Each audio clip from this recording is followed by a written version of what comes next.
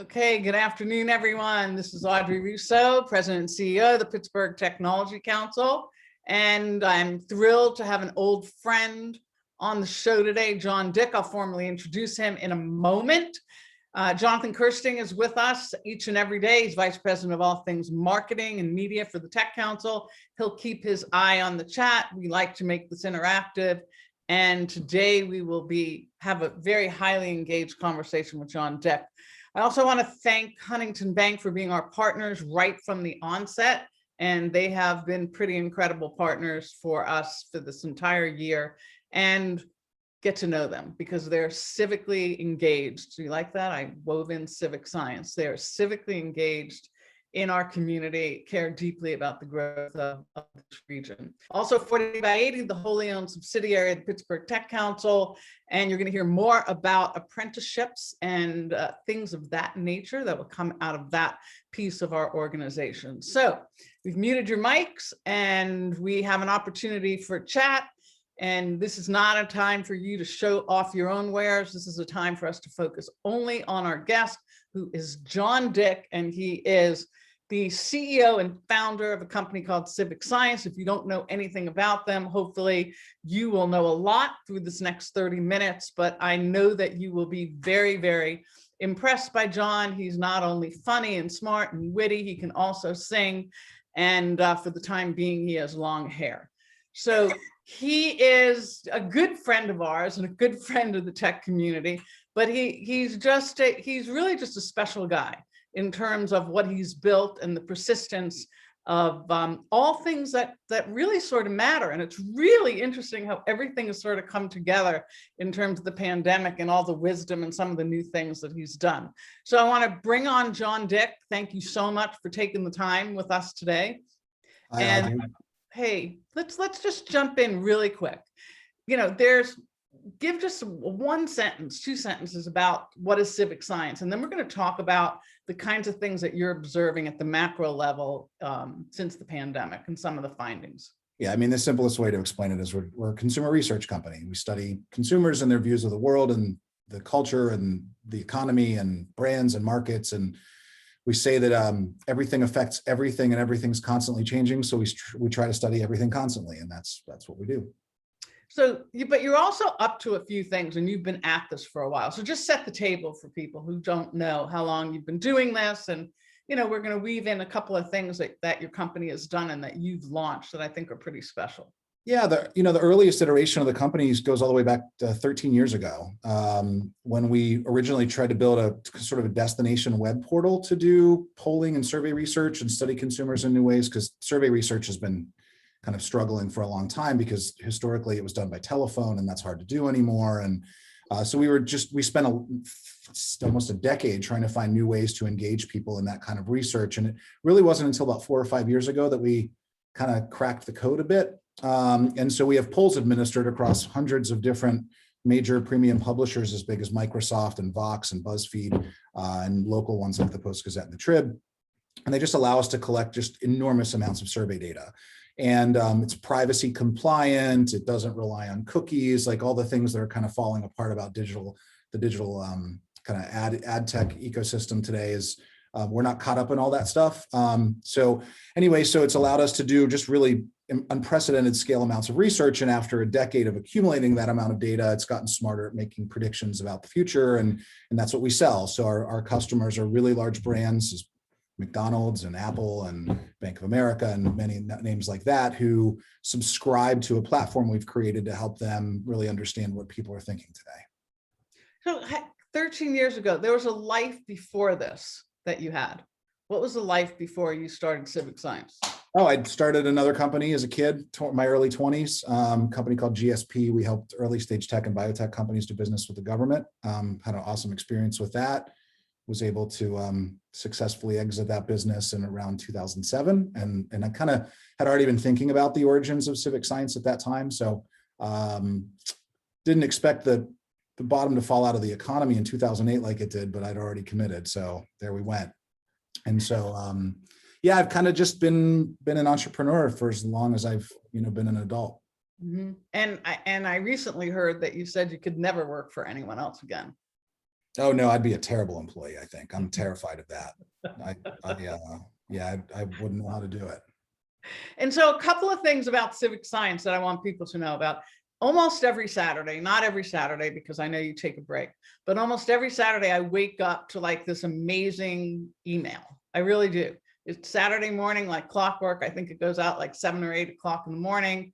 And that has been like my go-to. It's sort of like my thermometer for the week. And how do you stay that clever, and how can people sign up for that?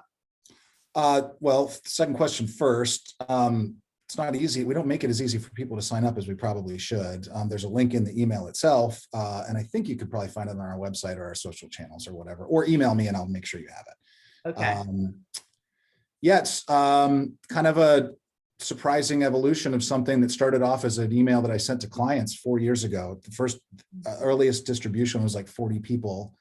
The general idea was just that our clients wanted to hear things we were studying across the outside of their industry, basically. So the healthcare companies were interested in what was going on in restaurant, and the restaurant companies were interested in what was going on in healthcare. And we didn't really make it easy for them to sort of see that bird's eye view of things. And so I started writing a weekly email out to our clients called What We're Seeing, which just was a kind of a mixed bag of things that we saw across different markets. And man, it just kind of took off. Now it's well over 15,000 people. So you wouldn't believe me if I told you who reads it. I wouldn't drop the names anyway, but it's captains of industry and famous music artists and celebrities, and it's wild what it sort of evolved into. But you asked sort of how I do it every week. It's some weeks are easier than others. Some weeks it sort of writes itself based on what's going on in the world, and some weeks it can be a real grind to come up with something different. I try not to follow a formula too much so that people don't see like a repetitive thing every week, and that makes it even harder. Because some weeks I know like there's maybe been a massive new wave of signups, and I'm afraid that like that week isn't going to capture the essence of what the thing is anyway. So, but yeah, it drives a ton of our business, really does. Like our content, we are a really, really good content marketing company. We can write about anything we want, and we can push it out to people that we know are maybe in.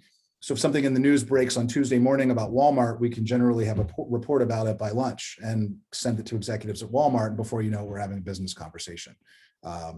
So it's awesome. I'm serious. He can tell you that I text him after many of them, and it totally resonates for me. It's just, it's sentiment, it's data, it's humor, it's easy to read, and it gets a good sense of who John Dick is as a person, as well as the company and the reach that you have. That's just no BS. I mean that.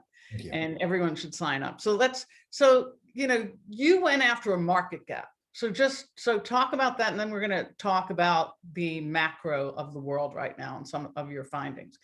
When you started the company, you really thought there was a gap in the market. Yeah, unfortunately, I thought that long before the market did, so I had to wait around a bit. But yeah, so survey research, that's not sexy when you call it that. But even like in 2008, 7, 8, the majority of it was still done by landline telephone, which is crazy. And then, landline ownership started plummeting, and the people who had landline phones didn't look like the ones who didn't.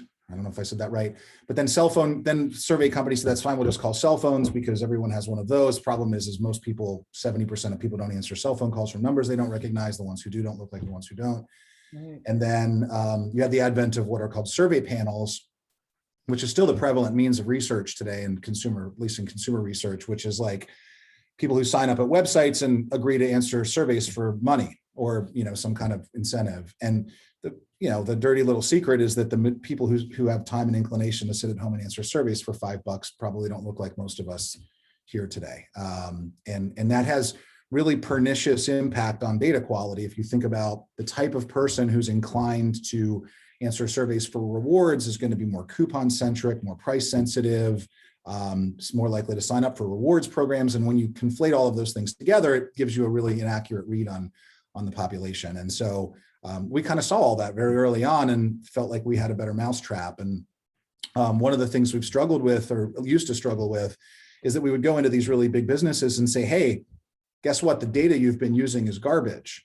And even if they agreed with us or believed us, they didn't want to admit that to themselves or have to go tell their boss that, hey, this data I've been showing you for the last decade is garbage. And so it's taken us a long time to change that. But I think we have, and the company's really caught it at stride.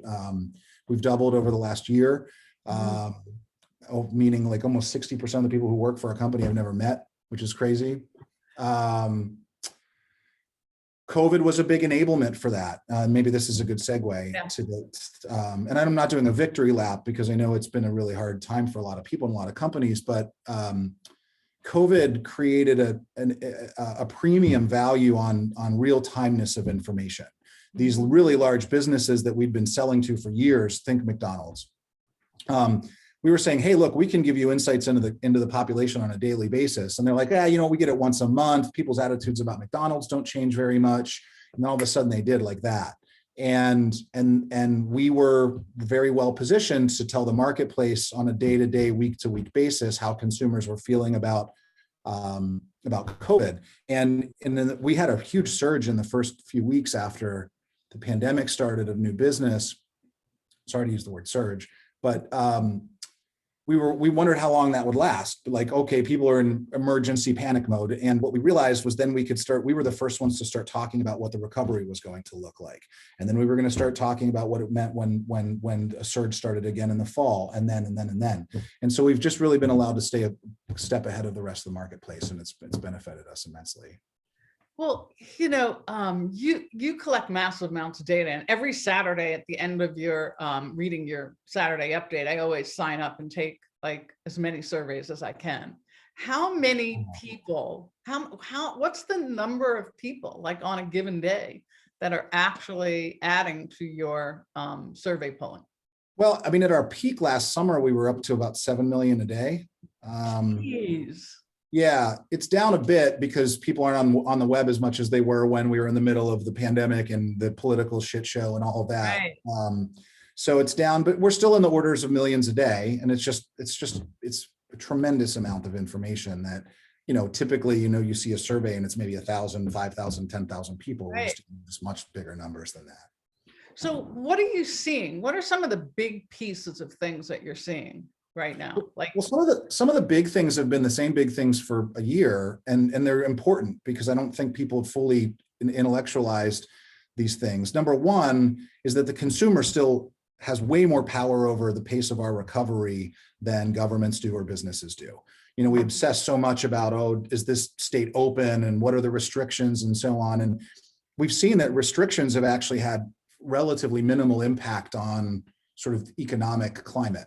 The consumer decides this calculus we all do between our desire for safety and our desire for normalcy, and each of us does that calculus different. We can talk about some of that in a second. So it doesn't really, there's still the majority of consumers today said that even if my state was 100% open, I would still remain in some level of quarantine because I don't make my decision based on what the government tells me to do or not to do. And even when we look at states that have been more, I'd say, cavalier about restrictions, yes, we've seen, say, like restaurant spending is up maybe 30% in places like Florida and Texas, where there have been less restrictions. But I would argue that it's not because of the restrictions, it's because the people who live in those places tend to fit a certain political tribe that are less cautious about going out to eat at restaurants, right? And so that's another point I think that's been probably obvious to most people, but it's just overwhelmingly predictive, which is people's attitudes about COVID and the economic recovery and vaccines. Nothing is more predictive of those attitudes than the political tribe somebody belongs to. So Republicans are in this camp, Democrats are in that camp, Fox viewers, it's all frustratingly predictable, right? But it's simply the most predictive thing that we have to look at in our data. So those things haven't changed. That unfortunately is going to color a lot about the future, the next several months in terms of vaccine deployment, because there's still a stubborn 20 to 23% of the population that say under no circumstances am I ever going to get vaccinated. Are they still saying that? Is that the data as of right now?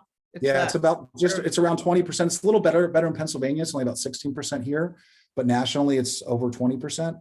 And it's really two groups. It's Republicans who who either think that it was deployed too fast, or that they have some grand conspiracy theories that we won't get into about it, and they've just decided they're not going to get it, or they think they don't need it for some reason or another. They think that it's, it's still a hoax or whatever. Mm-hmm. There's another group that actually bothers us a lot more for the reasons, which is non-whites. And there's a lot of historic reasons that minorities in America have been sort of left behind by healthcare innovation in some ways that have led them to believe that it's unsafe. And that's a problem I hope we can solve, but it's got generations of baggage behind it that we have to focus on. So those are the two biggest things we see in But terms it's of understandable. I mean, you can only absolutely. It's very understandable. What about there's also a group that I thought, and you can correct me if I'm wrong, it's also people who fall into the camp of anti-vaxxers. Oh yeah, well yeah. I mean, those people, right? Sure, yeah. But those have increasingly become like white evangelicals. It's not sort of the stereotype I think we've had of anti-vaxxers in the past. So it's a little bit more amorphous, but yeah, that's a little bit of a smaller group. Only about 6% of people who say I am not going to get this vaccine are historically what we would consider anti-vaxxers. These are much more people whose trepidation is very particular to the COVID vaccine. Anything else that you're hearing? Let's talk a little bit about restaurants, because I know that people might not know this who are listening, but John, right at the onset of COVID, when we were in our darkest times, while his whole team was working remotely, and obviously they still are, made a tremendous commitment to the restaurant community and the local restaurant community, the non-franchise, because you're wearing that Kelly's Bar lounge shirt. And I remember how, you sort of pulled the cord and said, no, we are going to keep our restaurants alive and we're going to continue to contribute. Talk about that, because you really kicked something off then that sort of woke a lot of people up. Well, I hope it did. I don't know. It's hard to know how much of a difference it made. It's kind of a drop in a bucket, but we just told our team when we all left the office a year or so ago that we would reimburse them for any meals that they ate personally or otherwise at local restaurants during the period. And that lasted, I think we kept up with that through about August. And then it just sort of, thanks to the wonders of social media, it spread around and more businesses saw that and committed to doing the same thing. So that was great. But I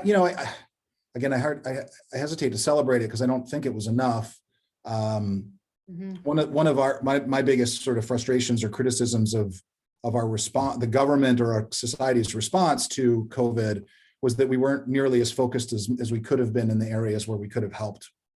Bars and restaurants, hospitality. If you look back at the businesses that got PPP loans in the first round, ones that never should have gotten them, we could have focused our stimulus and our recovery investments so much better that we knew it was basically anywhere where people were going to congregate indoors in relatively stale air were the places that were in the greatest risk, both risks to the consumer, but also risk economically. And we didn't do enough fast enough to support them. So I think that's a big whiff we had in our COVID response. One other thing that we don't talk enough about, and we will need to talk about for decades probably, is the troublingly outsized impact that the pandemic's had on women. It's just, the more we look at the data, the more staggering it is. And it's even showing up a bit now in some vaccine trepidation numbers. But the bigger issue is that, look, we've said this from the beginning, nobody wanted to hear it, but if you maintained your job and your income through this pandemic, you are likely better off financially than you were before the pandemic. Again, we don't want to take victory laps because we know there's been so much hardship and casualty or whatever, but the vast majority of people who've maintained their jobs and their incomes since last March are financially better off, because you think of all the places we haven't been able to spend money: vacations, travel ball for our kids, parking, dry cleaning, all of these kinds of things that have haircuts that have added up to put us in stronger financial positions. Savings rates are way up. People have, even since the holiday season, when a lot of people spent money over Christmas, but ever since then, the saving rate has just gone up and up and up and up. So that for the first time about 3 weeks ago, there are more Americans who say they're better off financially, all Americans, that are better off financially than the group who say they're worse off financially than before the pandemic, which is crazy. Wow. Like on balance, the average American is financially healthier than they were a year ago, right? Which you wouldn't associate with a pandemic, but it's true. The difference is underneath that data is that women are significantly less likely to answer in the positive. Or put another way, women are much more likely to have experienced financial hardship because of the pandemic. And it's particularly high among working women and working moms. Just are being significantly left behind relative to their male counterparts in this sort of financial windfall of the pandemic. And that has had huge implications on mental health among women, physical health among women, stress among women. I just don't think we've talked enough about it. It's going to be it's a big thing we have to focus on as we try to come back better from the pandemic when it's over. So let's dive into that just a little bit, because I knew you've done that. So when you're talking about women, you're saying it's the complexities of those who have to have the burden of responsibilities that are outside of their work. Or are you talking about all women, parents? Yeah, I mean, it's women. It's kind of two groups. So it's all women. Well, I don't want to overgeneralize. It's far more common among women that there's the experiencing of financial hardship. There's two groups. One is younger, like 18 to 29-year-old women. Why? Because those women tended to work in service jobs, frontline worker jobs, things like that, where the pandemic just hit them harder. They were maybe more likely to lose their job. They were wait staff or bar staff at a restaurant, call centers, things like that were shut down. So that younger group has been financially left behind. The next group are working professional moms, or previously. So 5 million professional women have left the workforce since the beginning of the pandemic. One of the biggest reasons why is the wage gap, the problem that we still have. Women still make 80 cents on the dollar compared to men, which is an effing travesty. But when you think about, as families had to reshuffle to say who's going to stay home with our kids, now that our kids are home from school, and you'd say, look, otherwise it would be a coin flip between the male and the female. But if women on average make 80 cents on the dollar less than men, guess who loses the coin flip when the decision is who's going to stay home and who's not? And you do that at a massive scale like we've done in the country over the last year, and women just bore the brunt of that. And there's lots of other cultural things going on as well. Women have systematically, long before COVID, but increasingly have taken over more and more household responsibilities and major purchases, real estate, car purchase, things like that. And men haven't picked up the slack.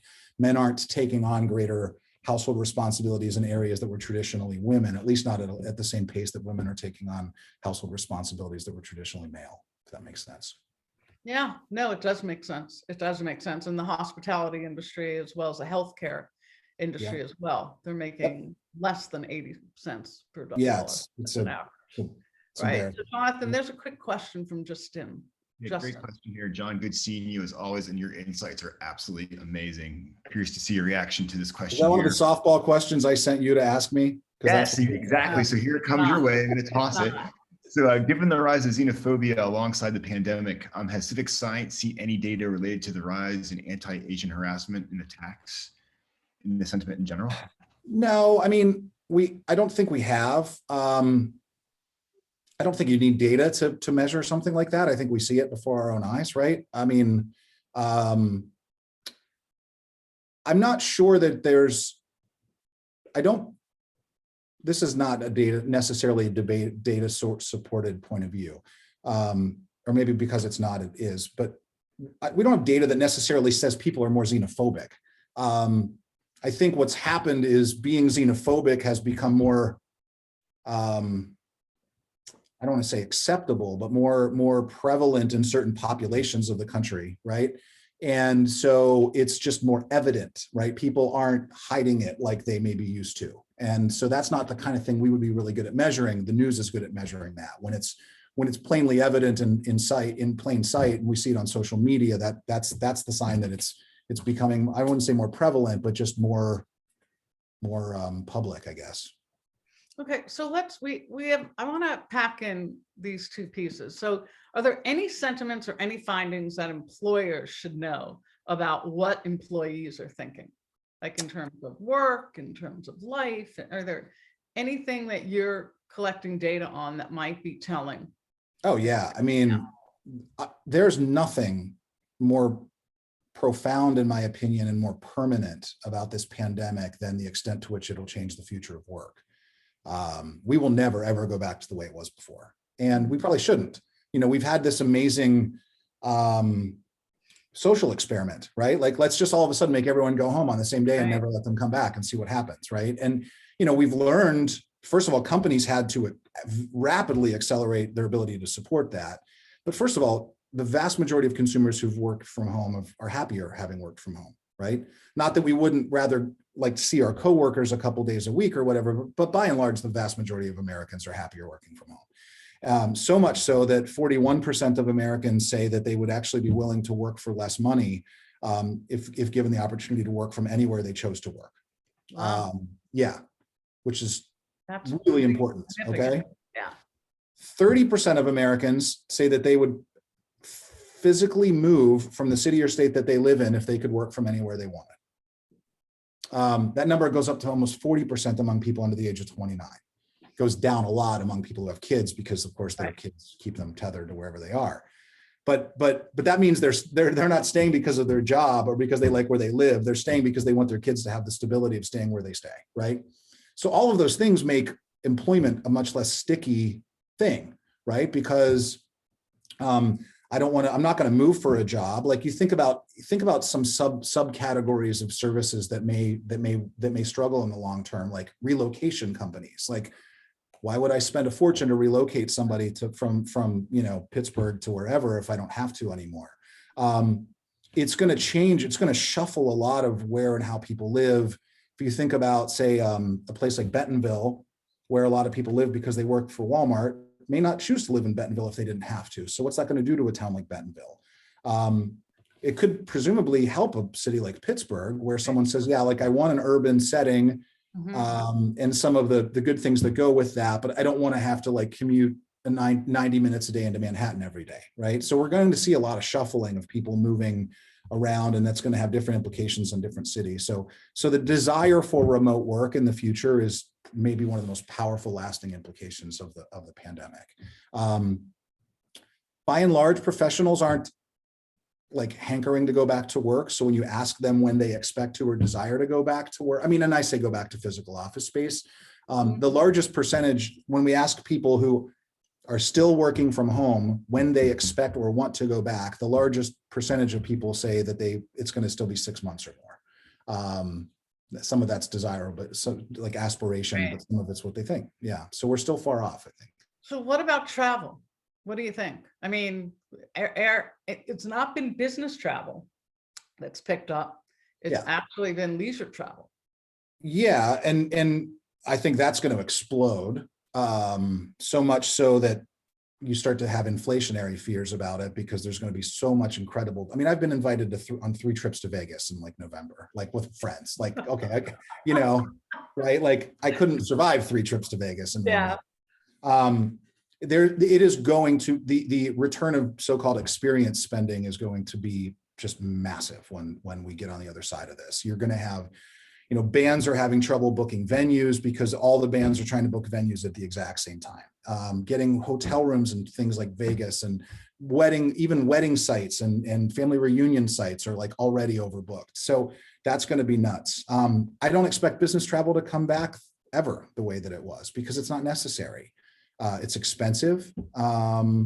It's expensive for the company. It's emotionally and physically expensive on the person who's doing it all the time. I'd like to have a little bit of it back, but you know, I was traveling 3 out of 4 weeks, you know, a year and a half ago. I don't ever need that back again.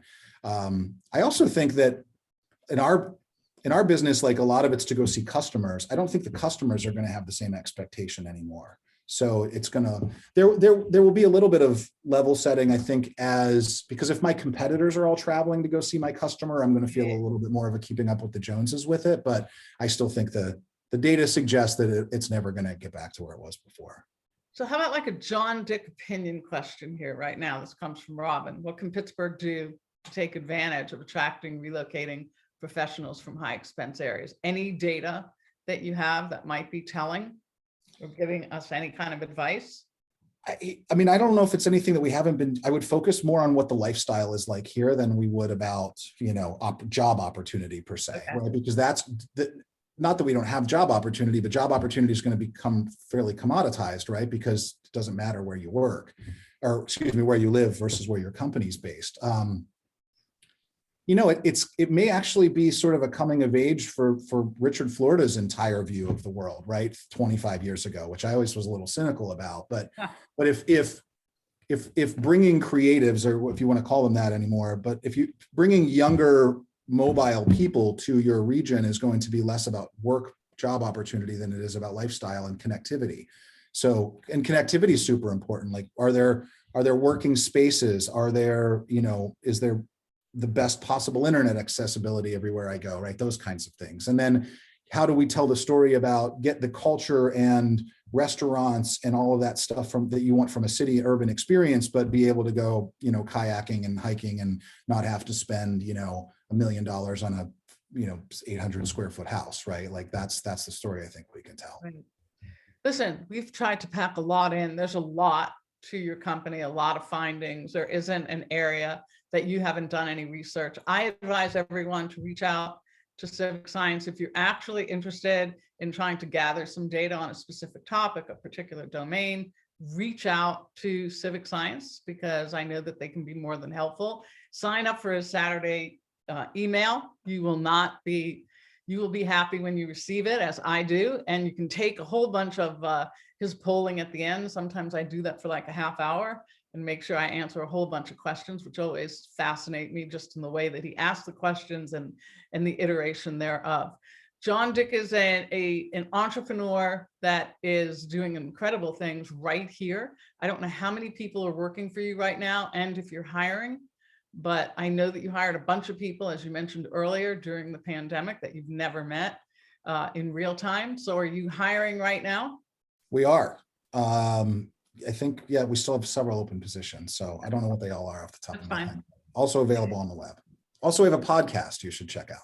Oh, yes. And talk about the podcast. Oh, we just wanted to explore whether the content we produce, which is mostly blogs and newsletters, could travel through audio. And so far, so good. It's been consistently sort of top 5% of podcasts on Spotify and Apple. So it's our marketing engine is our content, and it seems to travel. It's great. It's so, great. Yeah. I am proud to know you. I'm glad that you likewise that you have made your home here, and you're ultra talented, ultra funny, and care a lot. And the next time we see John Dick, he's going to be cutting his hair off, unfortunately, because he is. How long's it been, John? A year? A year. I bet my kids that I wouldn't cut it until I got vaccinated. So April 28th, I'm going to go straight from second shot to get my hair cut. Cannot wait. All right. Well, I can't thank you enough. Stay safe. I'm glad you're getting vaccinated. Appreciate all that you do. Reach out to John, follow him. You will not regret it for a second. So thank you. Jonathan, what's coming up? Tomorrow we have Hayden Cardiff, the CEO of Idelic, talking about their $20 million Series B raise they did a couple of weeks ago. Fast moving company. They're in hiring mode as well too. Excited to welcome Hayden to the show tomorrow. That's great. So thanks everyone. Enjoy your day. Thank you, John Dick.